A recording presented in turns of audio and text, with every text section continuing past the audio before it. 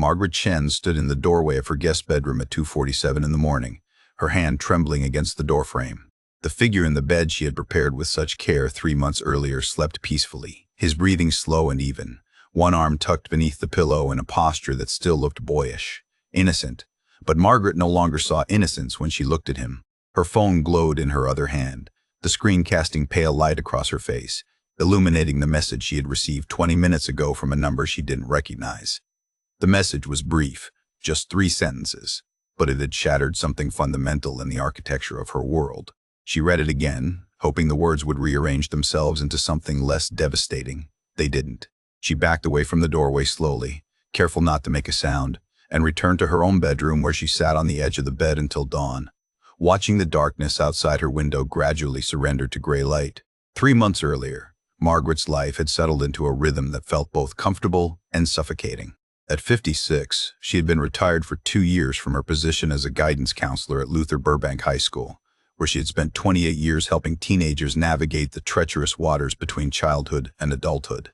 Her husband Robert had died 4 years ago after an 18-month battle with pancreatic cancer, and in the time since, Margaret had discovered that grief was less like a wave that eventually receded, and more like a permanent alteration in the landscape of daily life. The 3-bedroom house in the pocket Greenhaven neighborhood of Sacramento felt cavernous now. Her daughter Emily lived in Boston with her husband and 2 young children. Her son David had taken a tech job in Seattle 3 years ago. They called regularly, visited on holidays, expressed concern about her living alone, but their lives had momentum that carried them forward, while Margaret felt suspended in amber, going through motions that no longer carried meaning. She filled her days with the activities of purposeful retirement. She volunteered at the Pocket Greenhaven Library on Tuesday and Thursday mornings, shelving books and helping patrons navigate the computer system. She maintained the garden that Robert had loved, though her interest in it was more archaeological than horticultural, a way of preserving something he had created. She met her friend Patricia for lunch every other Wednesday at the same Thai restaurant on Florin Road. She attended book club once a month, though she rarely finished the assigned reading and contributed little to the discussions. Her friends meant well with their suggestions.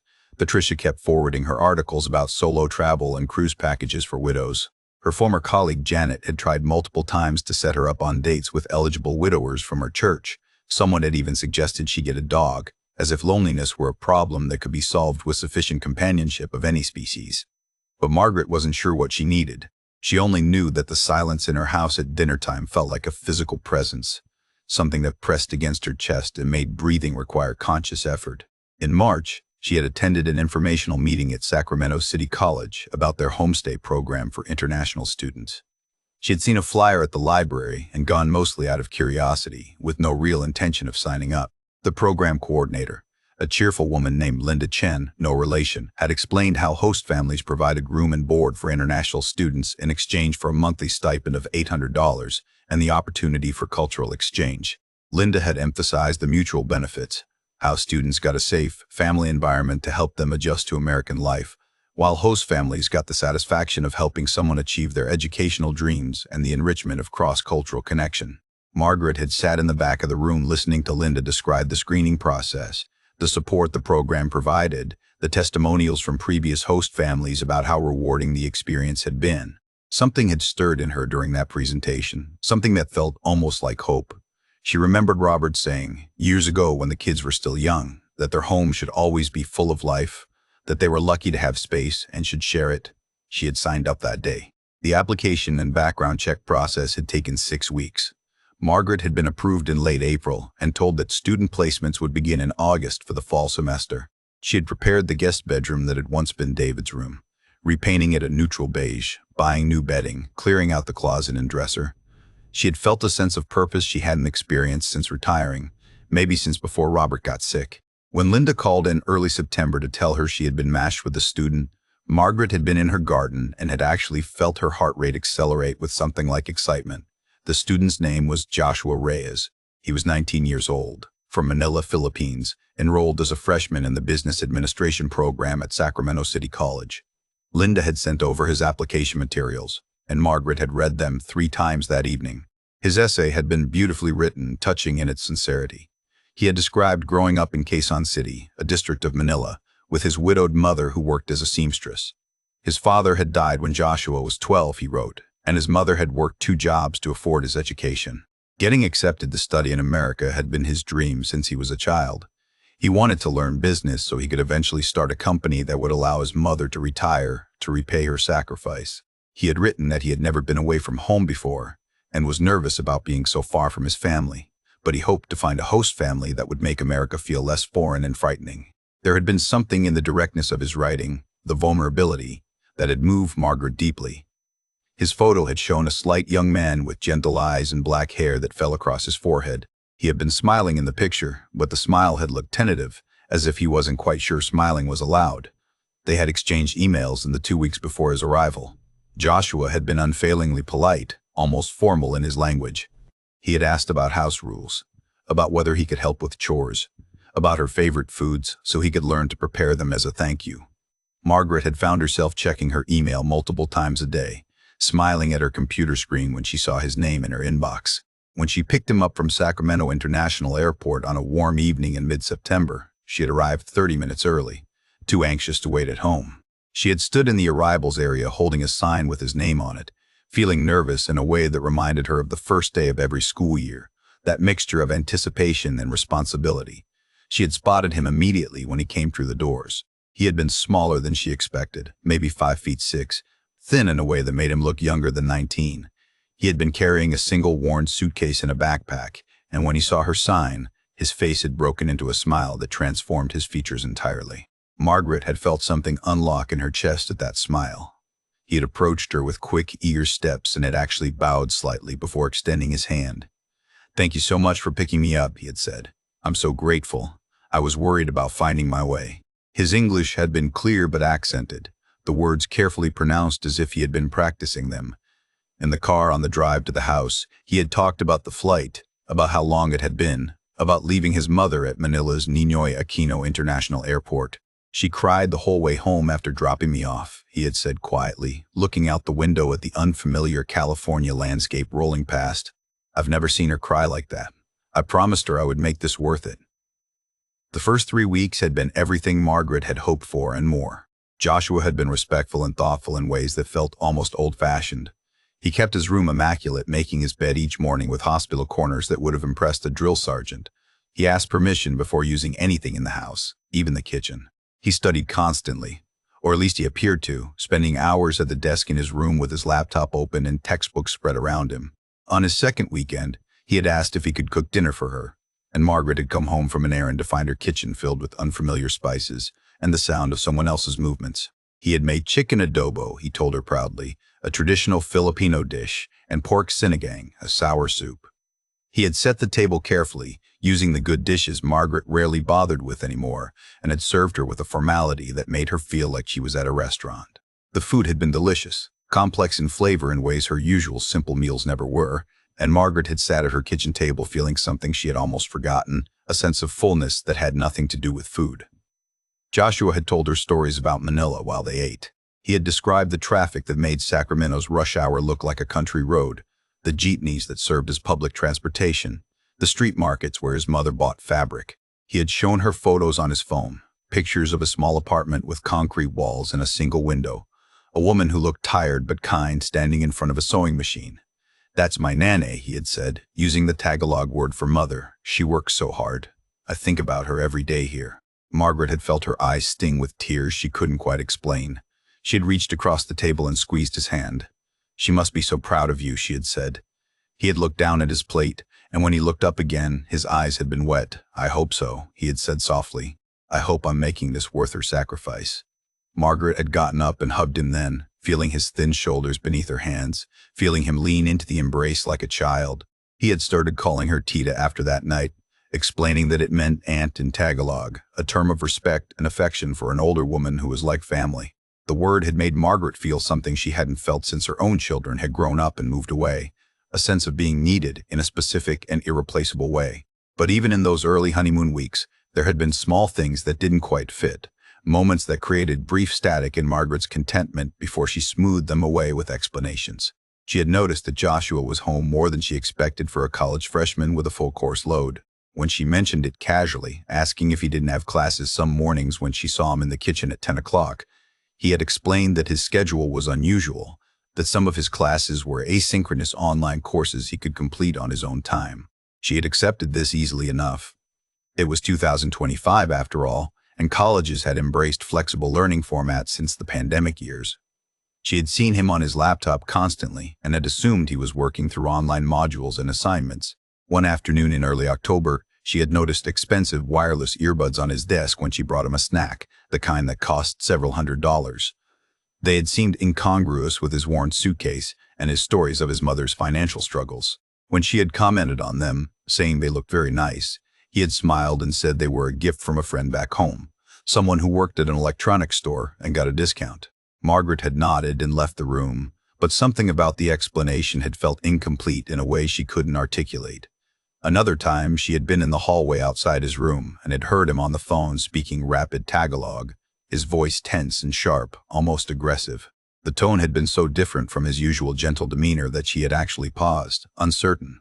When he had emerged from his room a few minutes later, his face had been transformed back into the soft smile she knew. "Just my cousin," he had said when she asked if everything was okay. "Family drama. You know how it is." She had smiled and nodded, but the sound of his voice on the phone had lingered in her memory like a chord played in the wrong key. In the second week of October, Joshua had come to her looking visibly distressed. He had knocked on her bedroom door after dinner, and when she opened it, she had seen immediately that something was wrong. His eyes had been red, and his hands had been shaking slightly. He had apologized for disturbing her and had asked if they could talk. They had sat in the living room, and he had told her haltingly that his mother was sick. She had been having severe headaches and had finally gone to a doctor who had ordered tests. The tests had revealed high blood pressure and possible kidney problems. She needed medication that was expensive in the Philippines, Joshua had explained. The public health system there was overwhelmed, and the wait times were dangerous. He had already sent most of his savings home to help pay for the medication, he said, and he was trying to figure out how to make ends meet. He wasn't asking for anything, he had insisted when Margaret started to speak. He just needed to tell someone. He was thinking of trying to find a part-time job, though he was worried it would interfere with his studies and possibly his student visa status. He had shown her messages on his phone as he spoke, screenshots of texts in Tagalog with his mother, and what he said was her doctor. Margaret didn't read Tagalog, but she had seen numbers in the messages, amounts that she assumed were medical bills. Joshua's distress had seemed completely genuine. His hands had trembled as he held the phone, and his voice had cracked when he talked about his mother's headaches. Margaret had felt her heart break watching him. She had thought of her own children and how terrifying it would be to be far from home with a parent in medical crisis. She had thought of Robert's illness and how helpless she had felt even with good insurance and nearby family. Almost without conscious decision, she had offered to lend Joshua money. He had refused at first, clearly embarrassed, insisting he couldn't accept. She had insisted back. It was only $800, she had said. He could pay her back whenever he was able, or not at all if that made him more comfortable. She had the money and she wasn't using it for anything important. He had started crying then, actual tears streaming down his face, and had hugged her tightly, calling her an angel, saying she was saving his mother's life. Margaret had written him a check that night, and when she handed it to him, he had held it in both hands as if it were something sacred, and had thanked her over and over in a mixture of English and Tagalog. Margaret had gone to bed that night feeling needed in a way she hadn't since Robert's final months, when caring for him had given painful purpose to her days. 2 weeks later, Joshua had come to her again. This time, the crisis was his student visa paperwork. There had been an unexpected fee for the renewal process, he explained, something about a change in immigration regulations that required additional documentation. He needed $1,200 to submit the paperwork before the deadline, or he would fall out of status and potentially be deported. He had been agitated as he explained this, pacing her living room, running his hands through his hair. Margaret had felt a brief hesitation this time, a whisper of doubt she couldn't quite locate. She had asked to see the documentation, and he had shown her official-looking forms from USCIS, the United States Citizenship and Immigration Services. The forms had been dense with legal language and government formatting. She had no way of knowing if they were legitimate, but they had looked convincing. Joshua had seemed genuinely panicked at the possibility of having to leave the program and return to Manila in failure. She had thought about his mother, about the sacrifice she had made to send him here. She had written another check. That night, Margaret had lain awake in her bed for hours, staring at the ceiling, listening to the house settle around her. Robert's voice had come to her from memory, something he used to say when she would let students or colleagues take advantage of her generous nature. "You have the biggest heart, Maggie, But you need to protect it sometimes. People can tell when you're someone who gives, and not everyone deserves what you offer. She had pushed the thought away, feeling guilty for even entertaining suspicion. This was a 19-year-old boy far from home dealing with genuine crises. This was exactly what her career had been about, helping young people navigate difficult situations. She was being paranoid, she had told herself. She needed to trust. But when she had walked past Joshua's room the next evening, she had heard him laughing on the phone, the sound carefree and young and completely unburdened. She had paused in the hallway listening to that laughter, and something cold had settled in her stomach. A feeling like the moment before you realize you've made a terrible mistake. She had stood there for a long moment, her hand raised to knock on his door, to ask him who he was talking to confront the disconnect between his claimed distress and this sound of uncomplicated joy. But she hadn't knocked. She had walked back to her own room and had sat on the edge of her bed with her hands clasped together so tightly her knuckles had turned white. She had told herself she was being unfair, that of course she was allowed to have moments of happiness even during stressful times, that she was projecting her own fears onto an innocent situation. She had told herself to trust. She hadn't known yet that trust was the weapon he had been sharpening against her all along, that every story, every tear, every grateful smile had been calculated with the precision of a craftsman who had practiced his art on victim after victim before her. She hadn't known that the boy she thought she knew didn't exist and never had.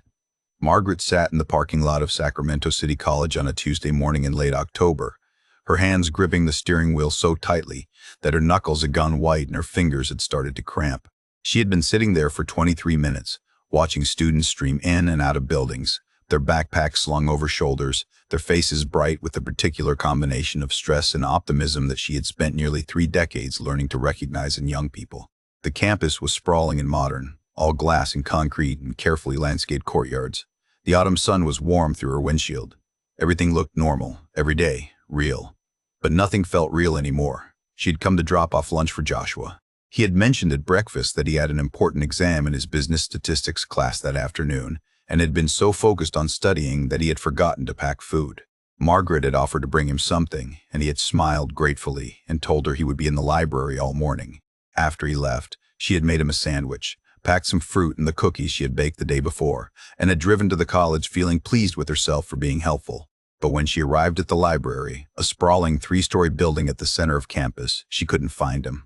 She had walked through all 3 floors, scanning the study areas and computer labs, and had seen no one who looked like Joshua. She had checked the business administration building next, thinking perhaps he had gone there to study closer to his exam room. The building had been busy with students, but Joshua wasn't among them. She had checked the student center, the cafeteria, even stood outside the restrooms for a few minutes feeling increasingly foolish. Finally, she had gone to the registrar's office and asked if they could tell her where Joshua Reyes's business statistics class met. She just needed to drop something off for her student, she had explained to the young woman working the desk. The student worker had been friendly and helpful, typing into her computer with practiced efficiency. After a moment, she had frowned slightly and typed some more. Then she had looked up at Margaret with an expression of polite confusion. "I'm sorry," she had said. "I don't see anyone by that name enrolled this semester. Could he be registered under a different name?" Margaret had felt the floor tilt beneath her. She had spelled the name carefully, given his birth date as she knew it. The student worker had searched again and shaken her head. "No record," she had said. "Is he definitely taking classes here this semester? Maybe he's enrolled for spring." Margaret had mumbled something about a mistake and had backed out of the office feeling like her legs might give out. She had made it to her car before the shaking started. Now she sat alone in the parking lot, the forgotten lunch bag still on the passenger seat, trying to make sense of what she had just learned. There had to be an explanation. Maybe there was an administrative error. Maybe his enrollment hadn't been processed correctly. Maybe he was auditing classes and wasn't in the official system. But even as she generated these possibilities, she knew they felt wrong, like trying to force puzzle pieces together that didn't match. She thought about all the times he had been home when she thought he should be in class. She thought about how she had never seen him with textbooks beyond the few generic ones on his desk. She thought about how he never talked about his classes in any specific detail, never mentioned professors' names or assignments or classmates. The pattern had been there all along, she realized. She just hadn't wanted to see it. She drove home in a daze, taking turns without conscious thought, operating on autopilot. When she pulled into her driveway, she sat in the car for another 10 minutes before going inside. The house was empty. Joshua had said he would be gone all day. Margaret walked to the kitchen and set the lunch bag on the counter, staring at it as if it were evidence of something. Then she went to her bedroom and closed the door and sat on the edge of her bed with her hands folded in her lap, waiting for Joshua to come home, rehearsing what she would say. He returned just after 5, calling out a cheerful greeting as he came through the door. Margaret was sitting at the kitchen table, the place where they had shared so many meals, where he had cooked adobo and told her stories about Manila. She asked him to sit down. He did, his expression shifting to concern when he saw her face. "Tita, what's wrong?" he asked. "Are you okay?" Margaret took a breath and asked him directly why he wasn't enrolled at the college. For just a fraction of a second, his expression went completely blank, all animation draining from his features. Then concern flooded back in, so quickly she almost thought she had imagined that moment of blankness. Joshua's eyebrows drew together in confusion. "What do you mean?" he asked. "I am enrolled." "Who told you I wasn't?" Margaret explained that she had gone to campus to bring him lunch, that she had checked with the registrar's office. His face showed perfect surprise, then understanding, then frustration. "Oh no," he said, putting his head in his hands. "This is exactly what I was worried about." He looked up at her with an expression of tired exasperation. "There's been a problem with my transcript evaluation," he explained. "The college is still processing my documents from the Philippines. Until they finish that evaluation, I'm technically listed as an auditing student in the system, not a full enrollment." He had been trying to get it resolved for weeks, he said. It was a bureaucratic nightmare. He was taking all his classes, doing all the work, but the administration had him in some kind of limbo status while they verified his foreign credentials. He pulled out his phone and showed her emails, correspondence that looked official, messages to and from someone named Jennifer Oakes in the International Student Office. The emails detailed his frustration with the delay, the back and forth about missing documents, the promises that it would be resolved soon. Margaret read them carefully. They looked legitimate. The email addresses had the college domain. The language was appropriately bureaucratic. Joshua watched her read with an expression of vindication mixed with continued frustration. "See," he said, "I've been dealing with this since I got here. I didn't want to burden you with it because I knew you'd worry. I thought I could handle it myself. But it's been so stressful. Sometimes I feel like they don't want foreign students here at all." Margaret felt shame wash over her. She had doubted him. She had let one piece of confusing information override everything she knew about him, all the time they had spent together, all the genuine connection they had built. She apologized, reaching across the table to take his hand. "I'm sorry," she said. "I should have asked you first instead of assuming something was wrong." He squeezed her hand and smiled, the gentle smile she had come to associate with him. "It's okay, Tita," he said. "I understand. It must have been scary not to find me where you expected. I should have explained the situation better. But please don't worry, I'm handling it. Everything will be sorted out soon." They sat together for a while longer, and Joshua told her about his day, about the studying he had done at a coffee shop off campus because the library was too crowded. He asked if she wanted him to make dinner. Margaret said yes, grateful for the normalcy, for the familiar rhythm of their evening routine. But that night, alone in her room, she couldn't sleep. She kept seeing the face of the student worker in the registrar's office, the certainty in her expression when she said no record. Over the next week, Margaret began paying closer attention. She did it subtly, not wanting to seem suspicious, not wanting to admit even to herself what she was doing. But she noticed things she had been too trusting to notice before. Joshua kept irregular hours. He would leave the house at 10 at night and return at 2 in the morning.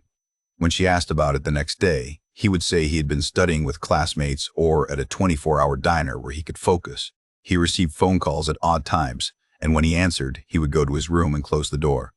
She could hear him speaking Tagalog through the wall, the tone of his voice shifting into something harder and more businesslike than the soft way he spoke to her. One evening, she heard him on what sounded like a video call, and his laughter had an edge to it that made her pause in the hallway. She couldn't understand the words, but the rhythm of the conversation sounded transactional, like a business negotiation. On a Wednesday afternoon when Joshua had told her he would be in class until evening, Margaret did something she had never done before, something that made her feel sick with guilt even as she did it. She went into his room. She told herself she was just tidying up, that she had noticed some laundry on his floor and wanted to help, but she was searching. She moved through the room systematically, her heart pounding, listening for any sound of the front door opening. In his closet, hanging behind the clothes he wore regularly, she found shirts and jackets with the tags still attached. Designer brands, expensive items. A leather jacket that she knew cost several $100s because she had looked at similar ones for David's birthday. In his desk drawer, beneath papers and pens, she found 3 cell phones. Not just the iPhone he carried with him, but 2 other phones, cheaper models, each with different cases. Why would he need 3 phones? She found a notebook, the kind students used for class notes, but when she opened it, the pages were filled with columns of figures. Dollar amounts ranging from a few hundred to several thousand. Dates. Initials she didn't recognize. Lists of names, some crossed out. At the top of one page, written in Joshua's neat handwriting, was a word in Tagalog she didn't know. She photographed several pages with her own phone, her hands shaking so badly it took multiple tries to get clear images. She found papers with names and addresses, people scattered across California, Oregon, Washington. She found what looked like multiple identification cards, each with Joshua's photo but different names.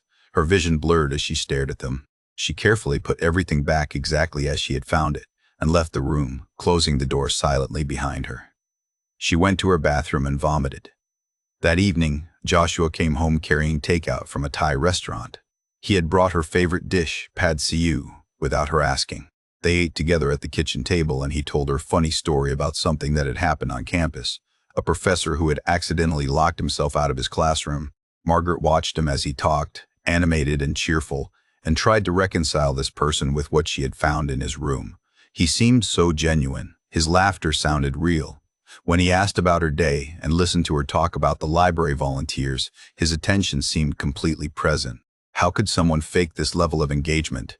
Or was she the one who was wrong, who was seeing conspiracies where there was only a messy college student with perfectly reasonable explanations for everything she had found? 2 days later, Joshua came to her with another crisis. Margaret was in the living room reading when he appeared in the doorway, his face pale and strained. "Can I talk to you?" he asked quietly. They sat down together and he told her that his mother had been hospitalized. The kidney problems had gotten worse. She had collapsed at work and had been taken to Philippine General Hospital in Manila. She needed immediate treatment and the costs were catastrophic. He was sobbing as he told her this, actual tears streaming down his face. He showed her what appeared to be hospital documents in Tagalog with official stamps and signatures. He showed her photos on his phone of an older woman in a hospital bed, tubes and monitors visible around her. Margaret recognized the woman from the photos he had shown her before, the woman standing in front of the sewing machine in that small apartment. Joshua's hands trembled as he held the phone. He needed $3,500, he said. The hospital required a deposit before they would perform the procedure his mother needed. He had been calling everyone he knew back home, trying to raise the money. His aunt had sent what she could. His cousin had borrowed from friends. But they were still short. He looked at Margaret with eyes that were red and desperate. "I know I've already asked too much of you," he said. "I know I still owe you for before. I'll find another way. I can try to get a loan somewhere. I can sell my laptop." He stood up as if to leave, and Margaret saw his whole body shaking. She felt her heart breaking watching his pain. But underneath the sympathy, something else stirred. A cold, analytical part of her brain that sounded like her own voice asked, "How convenient that there's always a crisis that requires exactly the kind of money you have available." She told him she needed to think about it. She couldn't make a decision this big immediately. His expression flickered, something passing across his features too quickly for her to identify. Then he nodded, wiping his eyes. "Of course, Tita," he said, his voice thick with emotion. "I understand. I've already asked too much. Please don't worry about it. I'll figure something out." He went to his room and closed the door. Margaret sat in the living room for a long time, her book forgotten on her lap. That night, she barely slept. She kept seeing that flicker in his expression, that momentary crack in the performance, because that's what it had felt like, a performance. The thought made her feel cruel and heartless. What if his mother really was dying? What if she was letting her paranoia override her compassion? But what if she wasn't? The next morning, Margaret did something she had been putting off. She called her daughter Emily in Boston. Emily was a lawyer, practical and direct in ways Margaret had never quite managed to be. They talked about the grandchildren first, about Emily's work, about safe, mundane topics. Then Margaret took a breath and told her about Joshua. She described the situation carefully, trying to be fair, including all the good things about him and all the reasons she had trusted him. But as she talked, she heard herself making excuses, defending him even as she expressed doubt. When she finished, there was a long silence on the line. "Mom," Emily said finally, her voice very careful, "this sounds like a scam." Margaret felt her defenses rise immediately. "It's not like that," she started to say, but Emily cut her off gently. "Listen to me," Emily said. "I need you to look up affinity fraud and family emergency scam. Just Google it, please. This is a pattern, Mom. The story he's telling you, the escalating request for money, the unprovable emergencies. This is what these scams look like. Margaret felt anger flash through her. This isn't a romance scam, she said sharply. He's not trying to seduce me. He's like a son to me. Emily was quiet for a moment. That's exactly what affinity fraud is, she said. It's not always romantic. It's about building trust, creating a relationship that makes you want to help. Please, Mom, just look it up. If I'm wrong, you can tell me I'm wrong. But look. After they hung up, Margaret sat at her computer for 20 minutes before she started searching. What she found made her stomach drop. Story after story of people who had been manipulated by someone they trusted. Lonely widows who had hosted foreign students who turned out to be scammers. Retirees who had befriended young people online only to be drained of their savings through escalating emergencies. The pattern was identical every time. The gradual building of emotional dependence. The vulnerable persona designed to trigger protective instincts. The series of crises, each requiring more money than the last. And always the victim said the same thing. But he seemed so genuine. But she seemed so sweet. But I really felt like we had a connection. I can't believe it was all fake. Margaret read testimonials from fraud victims, watched videos of FBI agents explaining the psychology of these scams. She learned that the best con artists were the ones who made their victims feel like they were choosing to help, like the giving was their own idea. She learned that shame kept most victims from reporting, that isolation made people more vulnerable, that recent grief was a factor scammers specifically looked for. She read everything she could find about Filipino scam operations, about young people trained in affinity fraud who targeted Americans through homestay programs and student exchange services. Every article felt like it was describing Joshua, or describing her, or describing both of them in a dance she had been too lonely and trusting to recognize. She created a fake Facebook account under a random name. She searched for Joshua Reyes in Manila. There were dozens of profiles, but she filtered by age and location. She found one that made her pause. The profile picture showed a young man who could be Joshua, but the styling was different, harder, more polished. The profile was mostly private, but some photos were public. She clicked through them with shaking hands. The young man in expensive clubs wearing designer clothes, posing with luxury watches and bottles of high-end alcohol, leaning against expensive cars. The captions were in Tagalog, but she copied them into Google Translate. One post from 3 months ago translated roughly as, "New client secured. Americans are so trusting, lonely ones are the easiest." Another from 5 months ago, "Made 8,000 this week, this is better than any real job." Another, "Why work hard when people want to give you money? Just tell them what they want to hear." Margaret ran to the bathroom and vomited, her whole body heaving until there was nothing left. She knelt on the tile floor with her cheek pressed against the cool porcelain, her mind trying to reject what she had seen. This was a different Joshua Reyes. It had to be. The photos weren't clear enough to be certain. She was making connections that weren't there. But she knew. Some part of her had known for a while now. She had just been too afraid to admit it. When Joshua came home that evening, Margaret was waiting at the kitchen table with everything she had found printed out and spread in front of her. The Facebook posts, the screenshots of articles about homestay scams, the photos she had taken of his notebook pages. She had spent all day preparing for this moment, but now that it was here, she felt strangely calm. Joshua came into the kitchen and stopped when he saw the papers. For a long moment, he just stood there, looking at the evidence of his own deception laid out on her table. Then he looked at her. His expression was unreadable. "Explain this to me," Margaret said quietly. Her voice didn't shake. Joshua walked closer and looked down at the papers. He was silent for what felt like a full minute. Then something in his posture changed. The slight stoop of his shoulders straightened. The softness left his face. When he looked at her again, the person looking back was someone she had never seen before. "You weren't supposed to be smart enough to figure it out," he said. His voice was different. The accent was completely gone. He spoke in perfect, unaccented American English, the words crisp and clear. Margaret felt reality shift around her. Even his voice had been a lie. Everything had been a lie. She opened her mouth, but no sound came out. Joshua pulled out a chair and sat down across from her, completely at ease now. The performance dropped entirely. "My name is Joshua Reyes," he said. "That part's true, but I'm 27, not 19. I've never been enrolled at any college. My mother isn't sick. She's not even a seamstress. She's an accountant living in a nice condo in Makati." He spoke as if he were explaining something obvious to a slow child. "The homestay application was fake," he continued. "I paid someone in the international student office to process it. She takes a cut. This is what I do.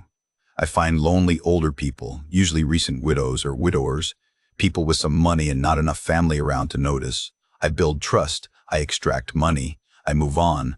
He leaned back in his chair, watching her face. You're actually number 9 for me in the past 2 years. I've worked California, Oregon, Washington. You got off cheap, honestly. Some of them I took for 50, 60,000 before they caught on.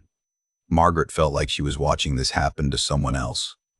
What's stopping me from calling the police right now? She heard herself ask. Her voice sounded distant. Joshua smiled. It wasn't a cruel smile. It was almost friendly. The money I took from you was gifts, he said. You gave them to me voluntarily. You have no loan agreements, nothing in writing that says I was supposed to pay you back. It's your word against mine about what was promised. He leaned forward, his elbows on her kitchen table. And if you make trouble for me, if you go to the police or try to cause problems, I have insurance. I have photos of us together. I have recordings of our conversations that I can edit. I can make text message threads that show you making inappropriate advances that I rejected. I can destroy your reputation. You're a retired guidance counselor, right? How would it look if it came out that you made sexual advances toward your young foreign homestay student? Your kids would have questions. Your former colleagues would talk. Are you willing to risk that? The cruelty of it took her breath away. Not just the scam itself, but this final twist of the knife, the threat designed to ensure her silence. Joshua stood up. I'll be gone in 3 days, he said. I've already got my next placement lined up in Phoenix. If you stay quiet, this ends cleanly. No one has to know you were stupid enough to fall for this. He looked down at her, and for just a moment, something that might have been genuine emotion crossed his face. You actually seem like a nice lady, he said. I sort of liked you, in a way. Don't make this uglier than it has to be. He walked toward his room, leaving Margaret sitting at the kitchen table surrounded by the evidence of her own gullibility. She sat there as the light faded outside, as the house grew dark around her. She didn't turn on the lamps. She sat in the darkness with her hands clenched in her lap, her nails digging into her palms until she drew blood. And she realized she wasn't crying from fear, or even from the money she had lost. She was crying because some part of her, even now, even after everything, wanted to believe that the boy who had cooked adobo in her kitchen and called her Tita had been real. That was the cruelest part of all. He hadn't just stolen her money. He had stolen the thing she had been missing most, the feeling of being needed and valued and important to someone. And he had shown her that it had all been performance, a carefully constructed illusion designed to exploit the best parts of who she was, her compassion, her generosity, her desire to help. He had weaponized her own kindness against her, and she would carry the shame of that long after he was gone. Margaret stood in the doorway of what used to be the guest bedroom on a Saturday morning in late October, 3 days after Joshua had left. The room was immaculate, exactly as he had kept it during his stay. The bed was made with those precise hospital corners she had noticed on his first day. The surfaces were clean and dust-free. The closet was empty, the dresser drawers vacant. There was no evidence that anyone had lived here at all, except for a single piece of paper on the pillow. Margaret walked slowly to the bed and picked it up. It was a thank you note, written in Joshua's careful handwriting on expensive stationery she recognized from the set she kept in her desk drawer. Thank you for everything, Tita, it read. You changed my life. I will never forget your kindness. The note was signed with a small heart drawn next to his name. Margaret stood holding the paper, reading it over and over, and then she crumpled it slowly in her fist. The performance had continued until the very end. Even in leaving, he had maintained a character, left her with one final piece of the fiction she had believed in so completely. She hadn't slept in 72 hours. She had spent the 3 days since their confrontation moving through her house like a ghost, barely eating, unable to focus on anything. Jen called the police. Jen told anyone except Emily, who had been calling every few hours, her voice tight with worry and anger. Mom, you have to report this, Emily kept saying. You can't let him get away with it. But Margaret couldn't seem to make herself pick up the phone and dial. The shame was too enormous, too all-consuming. How could she explain to anyone what had happened? How could she admit that she had been so thoroughly deceived? Every time she thought about saying the words out loud, about telling a police officer that she had given thousands of dollars to a con artist posing as a student, her throat closed up and her chest tightened until she couldn't breathe. On the 4th day, Emily called again. This time her voice was different, more gentle but also more firm. Mom, she said, I'm flying out there this weekend if you don't report this today. I mean it. You didn't do anything wrong. He did. He's the criminal. You were trying to help someone. There's no shame in that. Margaret sat at her kitchen table holding the phone, looking at the place where Joshua used to sit, where he had told her stories about Manila that were probably lies, where he had shown her photos of a mother who might not even exist. "I can't," she whispered. "I can't face it." "Yes, you can," Emily said firmly. "You spent your entire career helping kids who made mistakes, who got in over their heads, who were ashamed to ask for help. You told them that asking for help was brave, that staying silent made things worse. You need to take your own advice now." Something in Emily's words broke through Margaret's paralysis. She had said those exact things to students over the years. She had sat across from teenagers who had been victimized by older partners, by online predators, by people they trusted, and she had told them that the shame belonged to the perpetrator, not to them. She had meant it then. She needed to believe it now. That afternoon, she drove to the Sacramento Police Department's main station on Freeport Boulevard. She walked up to the front desk and told the officer there that she needed to report a fraud. Her voice shook, but she got the words out. The officer directed her to wait, and 20 minutes later, a detective named Robert Chen, no relation he told her with a kind smile, took her into a small interview room and asked her to tell him what happened. Margaret talked for over an hour. She told Detective Chen everything, starting from the homestay program application and moving through each interaction, each request for money, each warning sign she had dismissed. She showed him the photographs she had taken of Joshua's notebook, the screenshots of the Facebook profile, the emails that had seemed so legitimate. Detective Chen listened carefully, taking notes, occasionally asking clarifying questions. When she finished, he sat back in his chair and looked at her with an expression that was professional but also genuinely sympathetic. "Miss Chen," he said, "I want you to know that we see this kind of thing more often than you might think. These scams are sophisticated, and the people running them are professionals. You're not the first person to fall for this, and you won't be the last." The words should have made her feel better, but they didn't. She asked him what would happen next. Detective Chen chose his words carefully. "I'll be honest with you," he said. "Cases like this are difficult to prosecute. The individual is probably already in another state using a different identity. These operations are mobile, and they know how to stay ahead of law enforcement." However, he continued, seeing her face fall, the fact that he used a fraudulent homestay application, that he falsified college enrollment documents, those are crimes we can pursue. Wire fraud, identity fraud, possibly immigration violations if he's here on a fake visa. "I'm going to forward all of this to the FBI's Financial Crimes Unit and to Immigration and Customs Enforcement. The patterns you've described suggest this is part of a larger operation, and the FBI is very interested in these kinds of transnational fraud networks." Margaret asked the question she had been dreading. "Will I get my money back?" Detective Chen's expression told her the answer before he spoke. "Probably not," he said gently.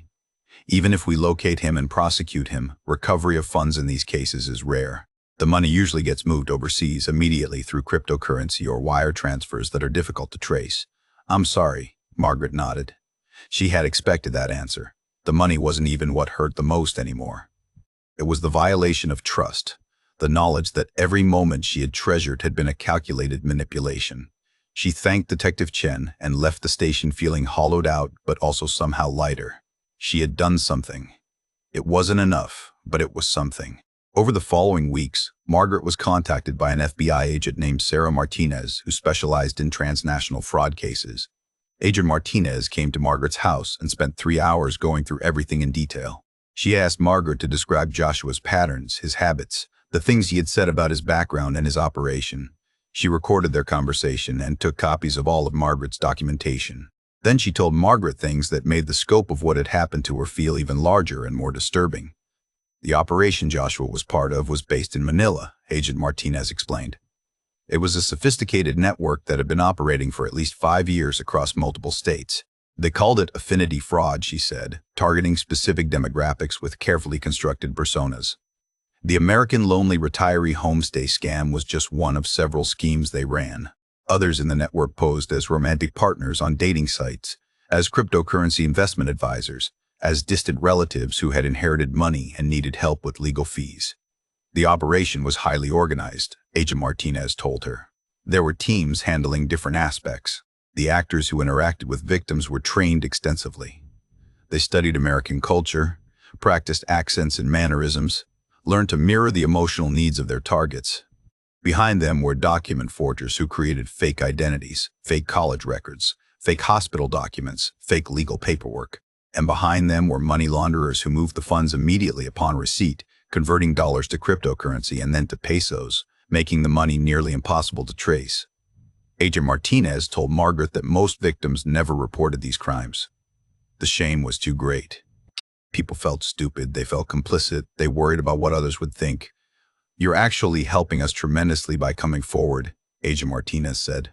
"We've identified at least 12 other victims from this specific network, but we estimate there are probably 50 or 60 more who've stayed silent. Every piece of information we get helps us build the case."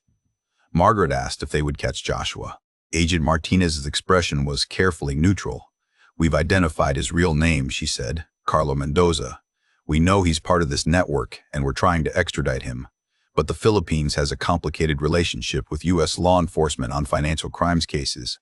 Extradition is difficult and time-consuming. He's most likely back in Manila now, probably already working on his next victim." The words hit Margaret like a physical blow. Someone else was sitting in their kitchen right now, she thought, listening to Carlo's stories, believing his tears, writing checks to help him through some manufactured crisis. Someone else was being hollowed out the same way she had been. Agent Martinez seemed to read her thoughts. "That's why your cooperation matters," she said. "The more evidence we gather, the better chance we have of disrupting the entire network. And every victim who comes forward makes it easier for the next person to recognize the pattern and avoid it." In the months that followed, Margaret slowly began the work of healing. It felt less like recovery and more like learning to live in a new reality where her judgment couldn't be trusted, where her instincts had proven dangerously wrong. Her daughter Emily flew out and stayed for a week. They talked in ways they hadn't since Emily was a teenager. Real conversations about loneliness and aging and the fear of becoming invisible. Emily helped her research support groups for fraud victims, and Margaret found one facilitated by AARP that met twice a month at a community center in Carmichael. She attended her first meeting on a Tuesday evening in December, driving there 3 times before she finally found the courage to walk inside. The meeting room was small and slightly shabby, with folding chairs arranged in a circle and a coffee maker burbling in the corner. There were 8 other people there, ranging in age from their 50s to their 80s. The facilitator, a woman named Barbara, who had herself been victimized by a romance scam 10 years earlier, welcomed Margaret warmly and invited her to share her story if she felt comfortable. Margaret started talking and couldn't stop. Everything poured out, all the details she had been holding inside, all the shame and anger and grief. When she finished, she expected judgment. Instead, she found understanding. Every person in that circle had a similar story. The details varied, but the architecture was the same. Someone had identified their vulnerability and exploited it with professional precision. A man named Donald, 73, told about the woman he had met online who claimed to be a nurse in Germany. He had sent her $43,000 over 8 months to help her relocate to the United States. She had never existed. A woman named Patricia, 61, described the young man who had posed as a grandson she didn't know she had, the child of a daughter she had given up for adoption decades earlier. She had given him everything she had because she was so grateful to have found family. He had been 26 years old and had run similar scams on at least 15 other women. A former professor named James told about the cryptocurrency investment opportunity that had seemed so legitimate. The young financial advisor who had been so knowledgeable and persuasive. He had lost his entire retirement savings. Margaret listened to their stories and felt something shift inside her. The shame didn't disappear, but it became something she could carry rather than something that crushed her. Barbara, the facilitator, told him something that Margaret wrote down and taped to her bathroom mirror. "They don't just steal money," Barbara said. "They steal your faith in your own judgment.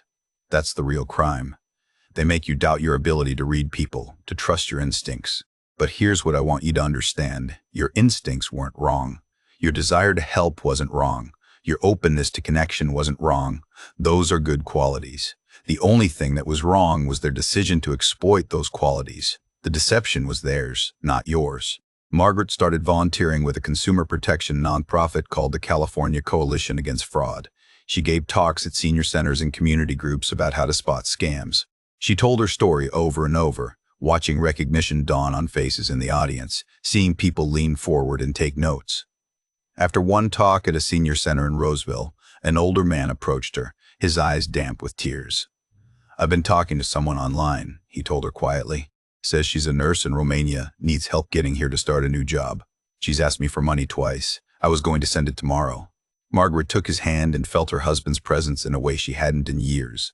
"Past tense," she told the man gently. "You were going to send it. Not anymore. She gave him the fraud hotline number, Agent Martinez's contact information, websites where he could verify if the woman was real.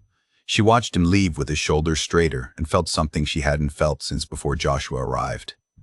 Purpose. Her relationship with her children deepened through the experience in ways she hadn't expected. Her son David flew in from Seattle in January and stayed for a long weekend. They hiked in the American River Parkway and talked about loneliness, about the terror of aging alone, about how to build meaningful connection without making yourself vulnerable to exploitation. David told her about his own struggles with isolation in Seattle, how hard it was to make real friends as an adult, how easy it was to fill the emptiness with work instead of relationships. They talked about Robert, about his death, about how the grief had changed both of them. It was the most honest conversation Margaret had had with her son since he was a child. Emily sent her articles and resources, but also listings for community groups and volunteer opportunities that might help her build genuine connection. Margaret joined a book club that actually discussed books instead of just meeting socially. She took a class on digital literacy at the library, learning about online safety and how to spot fake profiles and fraudulent websites. She adopted a senior rescue dog from the Front Street Animal Shelter, a gentle golden retriever mix named Mabel who had been surrendered by an elderly owner who could no longer care for her.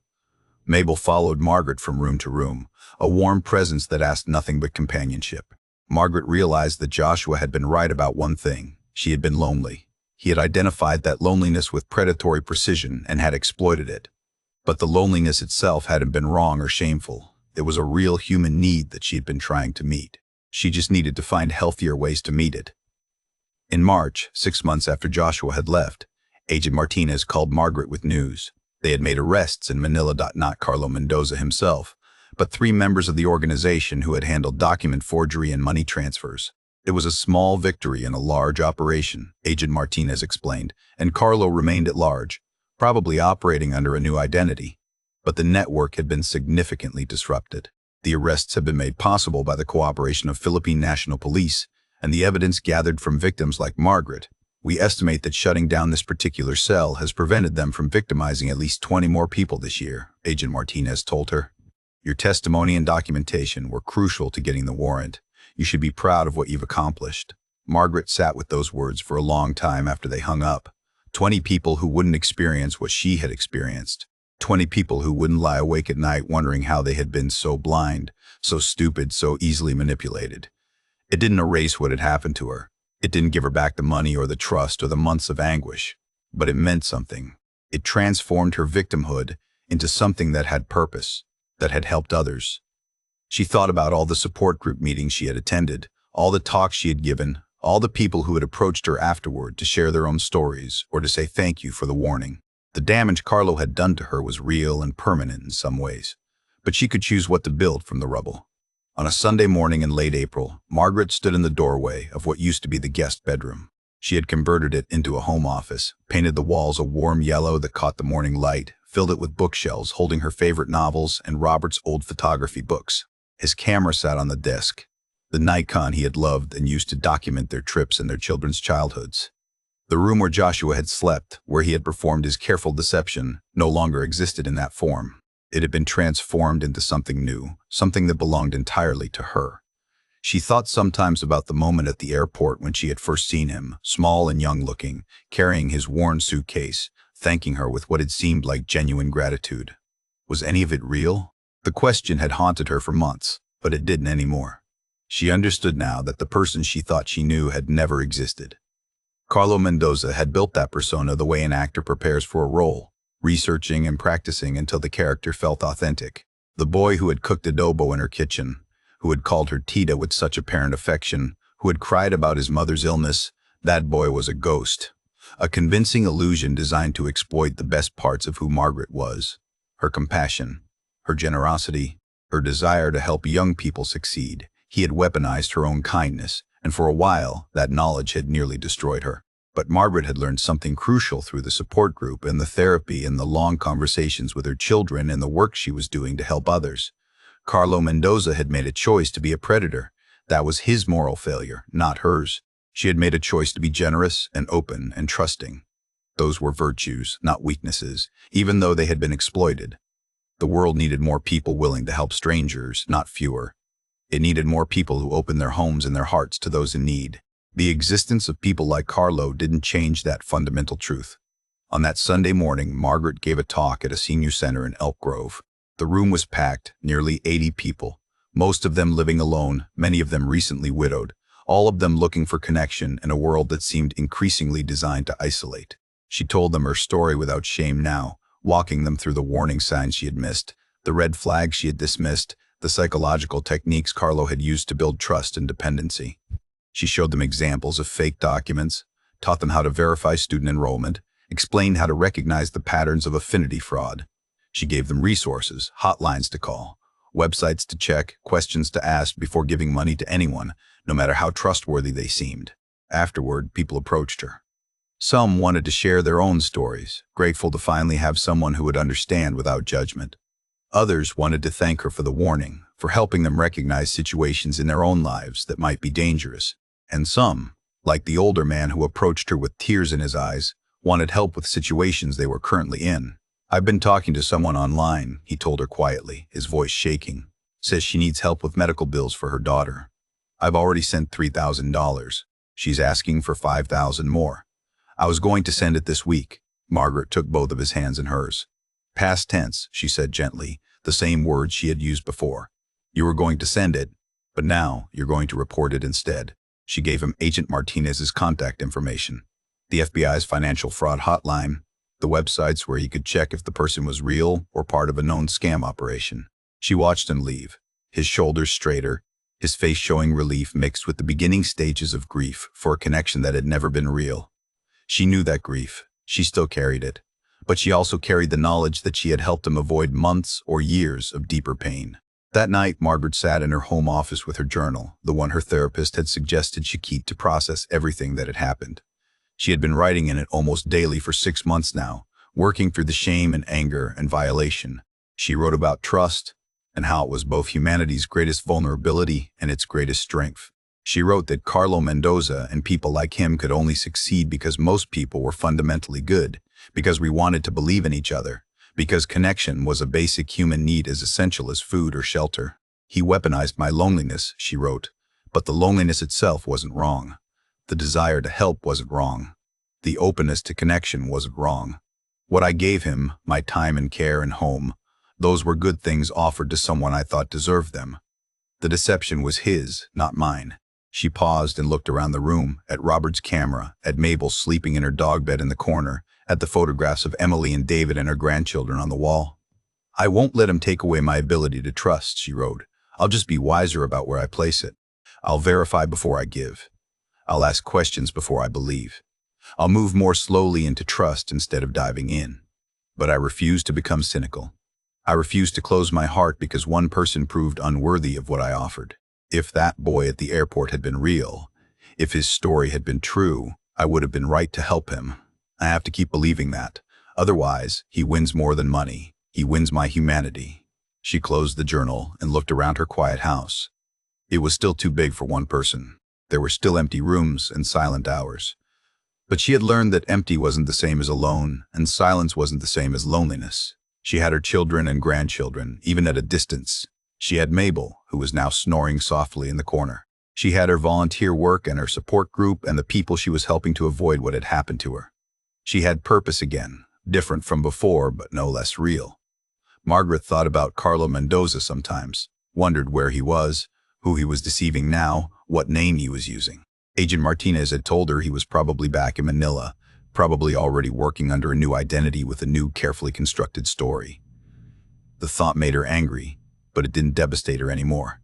He had taken her money, he had taken her trust, he had taken her peace of mind for a while. But he hadn't taken her fundamental belief in human goodness. He hadn't taken her willingness to help others. He hadn't taken her capacity for compassion. Those things she was keeping. They were hers, and they were the best parts of who she was, and she refused to let anyone make her ashamed of them. That was the final victory she could claim, the only one that really mattered. He had tried to destroy her by exploiting her virtues. Instead, he had helped her understand that those virtues were worth protecting, worth defending, worth keeping alive in a world that desperately needed more of them. And that, Margaret thought as she turned off the light and headed to bed with Mabel at her heels, was something Carlo Mendoza, with all his schemes and deceptions, would never understand.